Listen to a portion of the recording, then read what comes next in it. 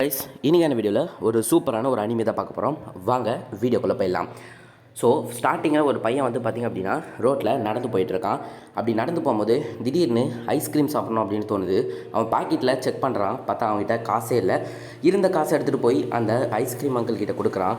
இதுக்கெல்லாம் ஐஸ்கிரீமே வராது போடா அப்படின்னு சொல்லி அந்த காசை தூக்கி மூஞ்சியில் அடித்து விட்டுறாரு. அந்த பையனும் சோகமாக அந்த காசை எடுக்கிறான். அந்த டைம்னு பார்த்து நிறைய திருடங்க வந்து இந்த இடத்துல இருக்கக்கூடிய எல்லாரையும் மிரட்டி பணத்தை வாங்க ஆரம்பிக்கிறாங்க.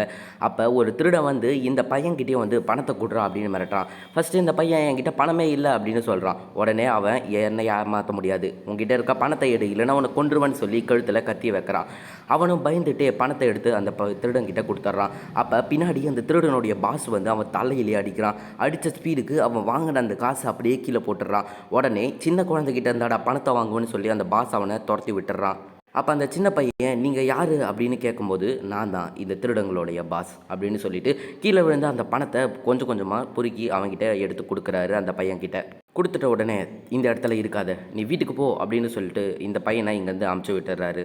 அடுத்த நாள் ஆகுது. பார்த்தா இந்த பையன் தான் நியூஸில் வந்துட்டு இருக்கான். அதாவது இந்த திருடங்களை பார்த்தது இந்த பையன் தான், பார்த்து பேசினது இந்த பையன் தான் சொல்லிட்டு ஒருத்தரை நியூஸில் சொல்ல ஆரம்பிச்சிட்டு இருக்காங்க. அப்போ நியூஸில் இருந்த ஒரு இன்ஸ்பெக்டர் வந்துட்டு இவனை விசாரிக்க போகிறேன்னு சொல்லிட்டு இந்த திருடங்க உங்ககிட்ட என்ன பேசுகிறாங்க அப்படின்ட்டு கேட்பாங்க. அப்போ இந்த பையன் எதுவுமே சொல்ல மாட்டான். அப்போ அந்த இடத்துல லேடிமே அப்படின்றவங்க வந்துட்டு டேய், ஒரு பையனோட மனசு ஒரு பொண்ணால் தான்டா புரிஞ்சுக்க முடியும், ஓரமாக போங்க அப்படின்னு சொல்லிட்டு திட்ட ஆரம்பிக்கிறாங்க. சரிப்பா தம்பி, உன் பேர் என்ன அப்படின்னு சொல்லிட்டு இந்த பையன் கிட்ட கேட்குறாங்க.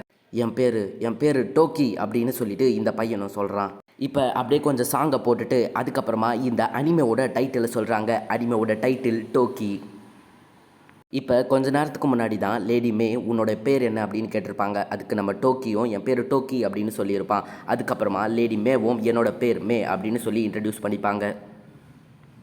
அப்போ டோக்கி இருந்துட்டு என்னை எதுக்கு இங்கே கூட்டின்னு வந்திருக்கீங்க, எனக்கு எதுவும் தெரியாது, என்னை விடுங்க விடுங்க அப்படின்னு சொல்லிக்கிட்டே இருப்பான். அப்போ லேடிமே இருந்துக்கிட்டு உங்ககிட்ட நாங்கள் ஒரு சில கொஷின்ஸ் கேட்போம், அதுக்கு மட்டும் நீ கரெக்டாக ஆன்சர் பண்ணிட்ட அப்படின்னா உன்னை வெளியே அனுப்பிச்சிருவோம் அப்படின்னு சொல்லிட்டு சொல்கிறாங்க. டோக்கியும் கோவத்தில் எழுந்துட்டு எனக்கு எந்த ஒரு விஷயமும் தெரியாது, என்னை விடுங்க அப்படின்னு சொல்லி அந்த நியூஸ் கிளப்ல இருந்து வெளியே எழுந்து போயிடுறான். இப்போ அப்படியே ஈவினிங்கை காட்டுறாங்க. ஈவினிங்கு அதுக்கப்புறம் நைட்டு அப்படின்னு சொல்லிட்டு அப்படியே மாறுது. அதுக்கப்புறமா நம்ம டோக்கி போய் படுக்க ஆரம்பிக்கிறான். அப்போ அவங்க தாத்தா வந்துட்டு இதை சாப்பிடுன்னு சொல்லிட்டு அவன் ரூமில் கொடுக்குறாரு. உடனே அவனும் அதை சாப்பிட்டுட்டு கம்முன்னு அப்படியே தூங்குறான். அப்போ டக்குன்னு 12 மணி ஆகுது.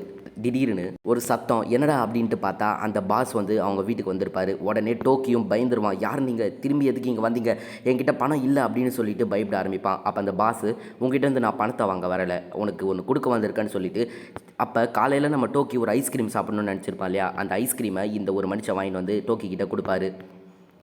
டோக்கியோ, நீங்கள் யார், நீங்கள் எதுக்கு எனக்காக இதெல்லாம் செய்கிறீங்க, எனக்கு யாருமே கிடையாது எங்கள் தாத்தாவை தவிர, அவரும் நான் எது கேட்டாலும் எனக்கு வாங்கி தர மாட்டார், நீங்கள் எதுக்கு எனக்காக இதெல்லாம் செய்கிறீங்க அப்படின்னு சொல்லிட்டு திருப்பியும் கொஸ்டின் கேட்டுனே இருப்பான். அப்போ அவர் சைலண்ட்டாக சாப்பிடு, எனக்கு வேலை இருக்குது அப்படின்னு சொல்லிட்டு அங்கேருந்து டக்குன்னு மறைஞ்சு போயிடுவார். டோக்கியோ அந்த ஐஸ்கிரீமை சாப்பிடுவான். அப்படியே காலையில் காட்டுறாங்க. பார்த்தா டோக்கிக்கு செம்ம ஃபீவராக இருக்குது. என்னன்ட்டு பார்த்தா நைட்டு 12 மணிக்கு ஐஸ்கிரீம் சாப்பிட்டான் இல்லையா, அதனால டோக்கிக்கு பயங்கரமான ஃபீவர் இருக்குது. உடனே டோக்கியும் திரும்பியும் வீட்டிலேயே படுத்துட்டு இருக்கான். அவங்க தாத்தாவும் நான் நிலத்துக்கு வேலை செய்ய போகிறேன் அப்படின்னு சொல்கிறாரு. சரின்னு அவங்க தாத்தா கிட்ட நீங்கள் போயிட்டு வாங்க அப்படின்னு சொல்லிட்டு டோக்கி அனுப்பி வைக்கிறான். அப்போ திடீர்னு ஒருத்தர் டோக்கியோட வீட்டு கதவை அடிக்கிறாரு. யாருன்னா இருக்கிறீங்களா அப்படின்ட்டு கேட்குறாரு. அப்போ டோக்கியும் உள்ளே இருந்துக்கிட்டு யாருமே இல்லை, போயிட்டு வாங்க அப்படின்னு சொல்கிறான். இப்போ நீங்கள் ஒரு வீட்டுக்கு வெளியே நிற்கிறீங்க, ஒரு விருந்தாளியாக வந்திருக்கீங்கன்னு வச்சுக்கோங்களேன், உள்ளே இருந்துக்கிட்டே ஒருத்தவங்க இல்லை அப்படின்னு சொன்னால் எப்படி இருக்கும், கொஞ்சம் காமெடியாக இருக்கும் இல்லையா. ஸோ அதை தான் நம்ம டோக்கி பண்ணியிருப்பான். உடனே டென்ஷனான ஆஃபீஸரும் உள்ளே வந்து பார்த்தீங்கன்னா கதவு திறந்துட்டு உள்ளே போயிடுவார்.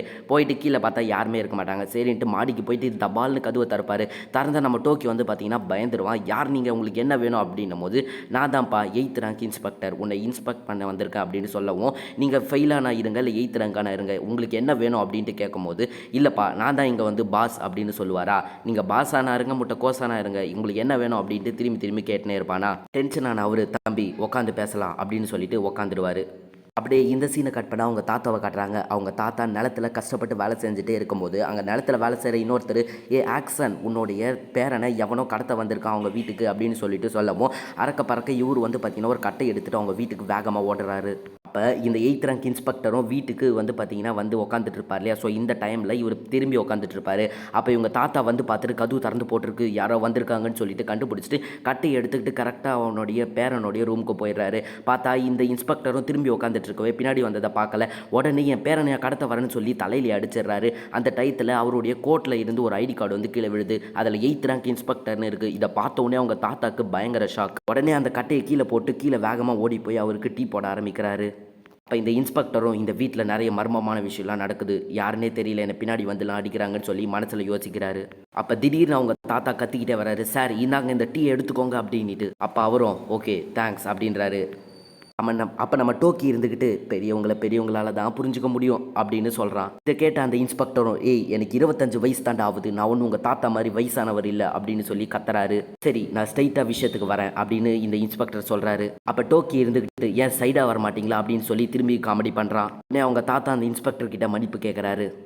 அப்போ அவர் இதை பாருங்கள் பெரியவரே, உங்கள் பையன் உங்கள் பேரன் நேற்று ஒரு திருடங்கிட்ட பேசினான், அந்த திருடன் என்னெல்லாம் பேசினான் அப்படின்றத என்கிட்ட சொல்லுங்கள், அதை வச்சு தான் நான் அந்த திருடனை பிடிக்க முடியும் அப்படின்னு சொல்கிறாரு. கேட்டதும் டோக்கி டென்ஷன் ஆகிட்டு என்னால் எதுவும் சொல்ல முடியாது அப்படின்னு சொல்லி அங்கேருந்து வேகமாக எழுந்து ஓடிடுறான். உடனே அவங்க தாத்தாவும் இரு அப்படின்னு சொல்லிட்டு பின்னாடியே போக ஆரம்பிக்கிறாரு. அப்போ இந்த இன்ஸ்பெக்டர் ஒரு சிப் கேமராவை எடுத்து அந்த இடத்துல இருக்கக்கூடிய ரூமோடைய சைடில் ஃபிட் பண்ணிவிட்டு வெளியே வராரு. இப்போ அவர் அவங்க தாத்தா கிட்ட நான் போயிட்டு வரேன், உங்கள் பேரனை நான் இன்ஸ்பெக்ட் பண்ணியாச்சு அப்படின்னு சொல்லிட்டு கிளம்புறாரு. அன்னைக்கு நைட் ஆகுது. அதே மாதிரி டோக்கியும் படுத்துட்டு இருக்கான். அப்போ இவர் எப்போ வருவார் அப்படின்னு சொல்லிட்டு வெயிட் பண்ணிக்கிட்டு இருக்கான். அப்போ தான் இவர் இந்த 8th ரேங்க் இன்ஸ்பெக்டரை காட்டுறாரு. அவர் வந்து வெளியே 2 ஆளை போட்டு போயிருப்பார் அவங்க வீட்டாண்டே, யாருனா வந்தால் எனக்கு உடனே கால் பண்ணுங்கன்னு சொல்லிட்டு. அது இல்லாமல் நான் ரூமில் வேறு கேமரா வச்சுருக்கேன், அதை வச்சு யாருனா வந்தால் நான் உடனே கண்டுபிடிச்சிருவேன் அப்படின்னு சொல்கிறாரு. டோக்கியும் 12 மணி ஆயிடுச்சு, யாருமே வரலன்னு சொல்லிட்டு ஜன்னலாண்ட போய் பார்ப்பான். பார்த்தா அந்த தெஃப்ட் வந்து பார்த்தீங்கன்னா வெளியே நின்றுட்டு இருப்பாரு. நீ கீழே வா அப்படின்னு சொல்லுவார். டோக்கியும் கொஞ்சம் கூட பயப்படாமல் கீழே இறங்கி போயிடுவான் அவங்க தாத்தாக்கு தெரியாமல். உடனே வெளியே 2 கான்ஸ்டபிள் போட்டிருப்பாங்கன்னு சொன்னாங்க இல்லையா. ஸோ அவங்க வந்து பார்த்திங்க அப்படின்னா இந்த போலீஸ் ஆஃபீஸருக்கு ஃபோன் பண்ணி வந்து சொல்லிடுறாங்க, அதாவது இந்த இடத்துல அந்த தெஃப்ட் வந்துட்டான், வந்தீங்கன்னா அவனை பிடிச்சிடலாம் அப்படின்னு சொல்கிறாங்க. உடனே அவரும் மொத்த போலீஸையும் கூப்பிட்டுட்டு வந்து பார்த்திங்கன்னா இந்த ஊரே மொத்தமாக சுற்று போட்டுடுறாங்க அந்த தெஃப்ட்டை பிடிக்கிறதுக்காக. நீங்கள் ஒரு சில கன்னுலாம் பார்த்துருப்பீங்க படத்தில், அதாவது ஒரு லேசர் ரைட் வந்து பார்த்திங்கன்னா பாடியில் பட்டு அதுக்கப்புறம் ஷூட் பண்ணுற மாதிரி. அந்த மாதிரி இந்த ஒரு மனுஷனுடைய உடம்புல கிட்டத்தட்ட கொஞ்சம் கூட அவரோட ஷர்ட்டே தரல, மொத்தமாக வந்து பார்த்திங்கன்னா அந்த லேசர் லைட்டு பச்சை கலரில் தெரியுது. அப்போ எந்த அளவுக்கு வந்து பார்த்திங்கன்னா சுற்றி ஆளுங்க இருப்பாங்கன்னு கொஞ்சம் யோசிச்சுக்கோங்க. ஸோ அப்போ இந்த ஒரு மனுஷன் சொல்கிற ஒரு டைலாக்கை மட்டும் நோட் பண்ணிக்கோங்க. இதுக்கப்புறம் வர எபிசோடில் தான் இன்னும் விளக்கி சொல்லுவாங்க. குட் பாய் டோக்கி. நம்ம டோக்கிக்கும் ஒன்றுமே புரியாது. திடீர்னு இந்த மனுஷன் அங்கேருந்து மறைஞ்சு போயிடுவார். உடனே அந்த இன்ஸ்பெக்டருக்கும் ஷாக்கு, எப்படிரா நாங்கள் இத்தனை பேர் இருந்தோம் அவன் இசால்ட்டாக மறைஞ்சு போயிட்டான், எப்படி இந்த இடத்த விட்டு போனான் அப்படின்னு சொல்லிட்டு ரொம்ப டென்ஷன் ஆகிட்டு இந்த ஊர் எல்லையில் இருக்க எல்லாத்தையும் அலாட் பண்ணுங்க அப்படின்னுவார். அப்போ ஊர் பார்டரில் இருந்து ஒரு கால் வரும், அவன் இந்த ஊரில் வெளியே இருந்த ஆட்களை அடித்து போட்டு அவன் தப்பிச்சு போயிட்டான் அப்படின்னு சொல்லவும் இந்த இன்ஸ்பெக்டர் செம்ம டென்ஷன் ஆகிடுவார். இவன் கண்டிப்பாக 10th ரேங்க் தெஃப்டாக தான் இருக்கணும் அப்படின்னு சொல்லிட்டு கன்ஃபார்ம் பண்ணிவிடுவார். அப்புறம் லேடி மேவே இருந்துக்கிட்டு இந்த இன்ஸ்பெக்டர் கிட்ட நான் அந்த பையன்கிட்ட சாக்லேட் கூட கொடுத்துட்டேன், அப்போ கூட அவன் உண்மையாக சொல்ல மாட்டான் அப்படின்னவும் இந்த இன்ஸ்பெக்டர் டென்ஷன் ஆகிட்டு கம்முன்னு போயிடுங்க, இல்லைனா யாரும் உயிரோடு போக மாட்டீங்க அப்படின்ட்டு டென்ஷன் ஆகிட்டு காரில் ஏறி கிளம்ப ஆரம்பிச்சிடுவார். அதுக்கப்புறம் இந்த தெஃப்ட்டும் அவனுடைய ஸ்குவாடு வந்து பார்த்திங்கன்னா ஒரு மலை மேலே நின்றுட்டு இருப்பாங்க. அந்த டைமில் இந்த தெஃப்ட் வந்து பார்த்திங்க அப்படின்னா ஒரு மாஸ்க் அணிவிப்பான். ஆரம்பிக்கலாம் அப்படின்னுமா அதோட எபிசோடை முடிச்சு விட்ருவாங்க. பார்ட் 2 போடலான்னா கமெண்ட் பண்ணுங்கள்.